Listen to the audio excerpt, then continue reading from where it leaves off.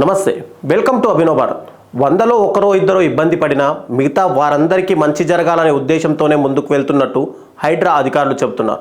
ఒకే సిద్ధాంతంతో దూసుకుపోతూ అక్రమ నిర్మాణాలపై హైడ్రా కొరడా జులిపిస్తుంది. ఎప్పటికప్పుడు తన వ్యూహాలను మారుస్తూ ఆక్రమణల అంచనాలను తలకిందులు చేస్తూ వారాంతాల్లో అక్రమ నిర్మాణాలను నేలమట్టం చేస్తుంది. ప్రభుత్వ స్థలాలు, చెరువులు, ఎఫ్టీఎల్, బఫర్ జోన్లను ఆక్రమించి వ్యాపారం చేస్తున్న కన్వెన్షన్ సెంటర్లు, షెడ్లతో పాటు చిన్న చిన్న గుడిసెలు, భారీ భవనాలను కూడా గంటల వ్యవధిలోనే కూల్చివేస్తుంది. ఈ క్రమంలోనే కూల్చివేతల విషయంలో హైడ్రా తాజాగా ఒక కీలక నిర్ణయం తీసుకుంది. ఇకపై ఎఫ్టీఎల్, బఫర్ జోన్లో కొత్తగా నిర్మించే నివాసాలు, నిర్మాణాలను మాత్రమే హైడ్రా కూల్చివేస్తుందని, ఇప్పటికే శాశ్వతంగా ఉంటున్న నివాసాల జోలికి హైడ్రా వెళ్ళబోదని కమిషనర్ రంగనాథ్ స్పష్టం చేశారు. అంతేకాకుండా హైడ్రా పందా మార్చబోతున్నారు.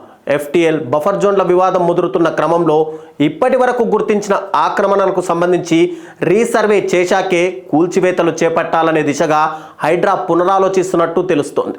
దుండిగల్ మున్సిపాలిటీ పరిధిలోని మల్లంపేట కత్వా చెరువులో కూల్చివేతలను చేపట్టిన హైడ్రా మొత్తం 28 అనధికారికంగా నిర్మించిన విల్లాల్లో 14 విల్లాలను నేలమట్టం చేసింది.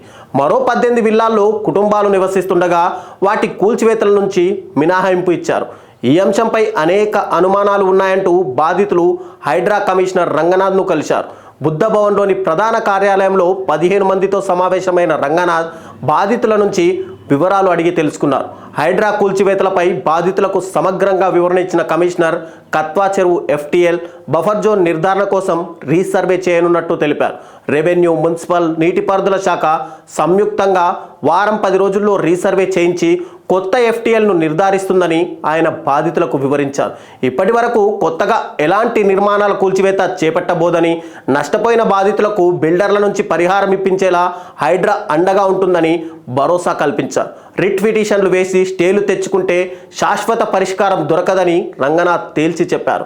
నష్టపోయిన వారికి ఖచ్చితంగా అండగా ఉంటామని, ప్రభుత్వం తీసుకున్న గొప్ప నిర్ణయాన్ని అమలు చేస్తున్న తమకు అడ్డు రావద్దని, తమ పని తమను చేయనివ్వాలని ప్రజలను కోరారాయన.